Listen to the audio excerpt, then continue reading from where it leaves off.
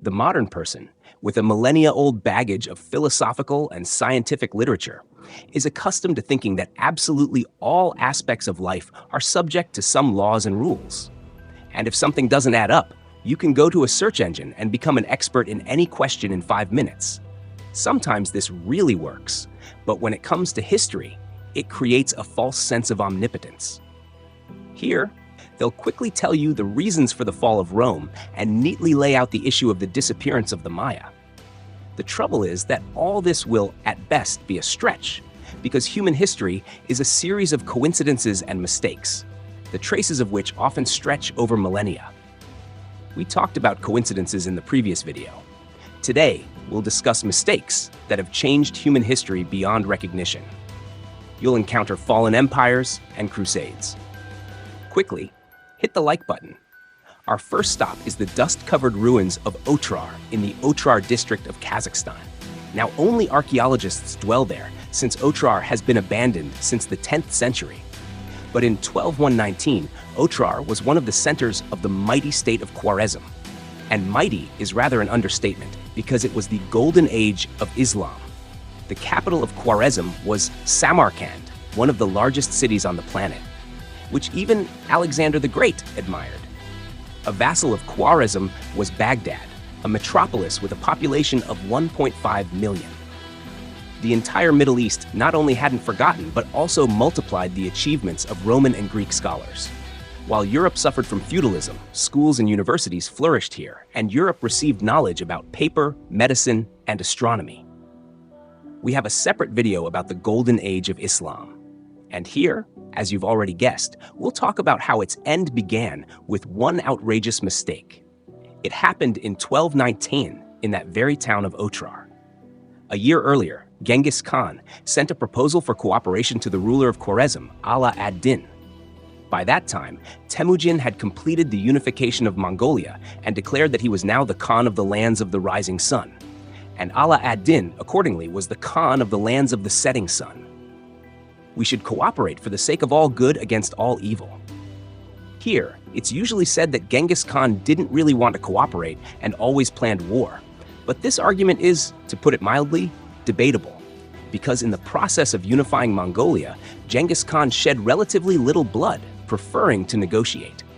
A vivid example is the Jin dynasty, with whom Genghis Khan fought only when they flatly refused to cooperate.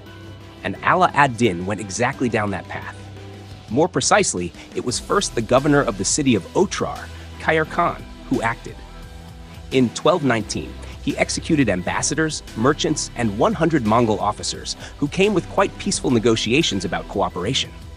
But even here, Genghis Khan didn't flare up and sent Ala ad-Din 3 envoys whom he designated as his sacred representatives. Genghis Khan simply asked to punish Khair Khan for the murder of a peaceful caravan. But in the end, Temujin received the shaved and beheaded heads of the envoys. Thus was born one of the most epic phrases in history. I am the punishment of God. If you had not committed great sins, God would not have sent a punishment like me upon you. This is how Genghis Khan, standing in the center of Bukhara, commented on the total annihilation of Khwarezm, and total is an understatement. Samarkand, Urgench, Tashkent, Otrar, and dozens of other cities were reduced to ashes. In Merv alone, the Mongols executed 500,000 inhabitants. Later, they went further west, similarly destroying Baghdad and a large part of the Islamic world. Baghdad would eventually restore its population levels of the 10th century only by 1900, and parts of the former Khwarezm only by the 1970s. There would be no talk of science, culture, and priceless architectural monuments. Indeed, we are talking not just about the end of the Golden Age of Islam, but about the total annihilation of all its achievements. After all, some great cities of antiquity still lie in ruins even now. The Mongols, of course, rebuilt many things anew, and sometimes even successfully, but still, the level that existed in Western Asia before them would not be reached. And all because of one thoughtless mistake by Khair Khan and Ala ad-Din. Yes, in the end, Genghis Khan would most likely have gone to war against them, but he also invaded China, and it survived all the upheavals calmly. The unimaginable cruelty of the Mongols was largely due to the double murder of peaceful negotiators. It is possible that Genghis Khan orchestrated it, but again, ultimately, everything was in the hands of the rulers of Khwarezm.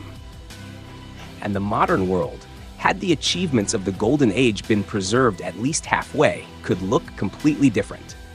The second mistake we'd like to discuss is directly derived from these events. Khair Khan executed the envoys, Genghis Khan destroyed Khwarezm, Mongolia collapsed, and on the ashes, a new state was gradually formed, the Ottoman Empire. Here, we'll talk about how Europe began to fight against the Ottomans for understandable reasons. In conditions where the sultans planned to conquer it, it's understandable.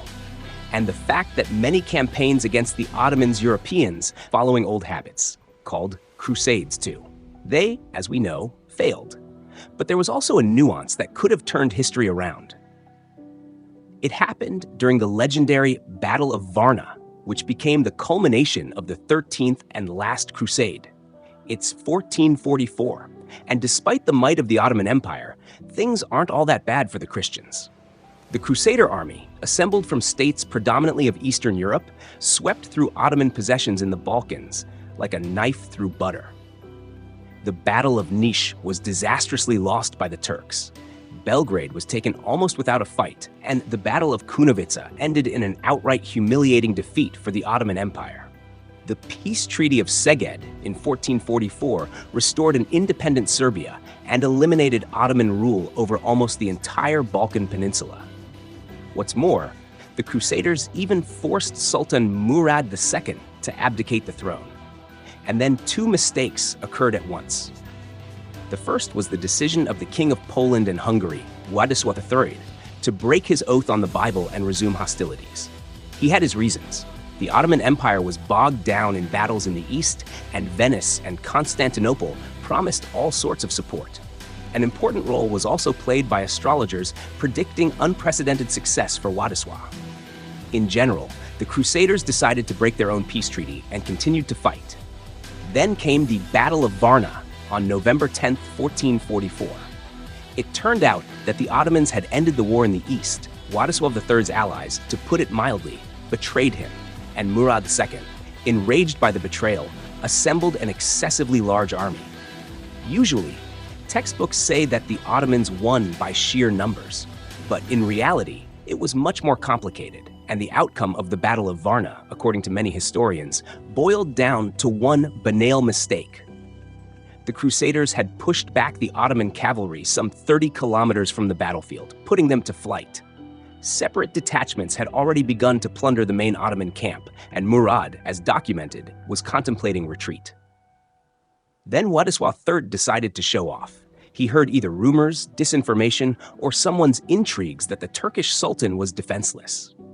Without waiting for his commander, Hunyadi, Władysław took a small detachment and went after Murad's head, ultimately giving his own head for the adventure.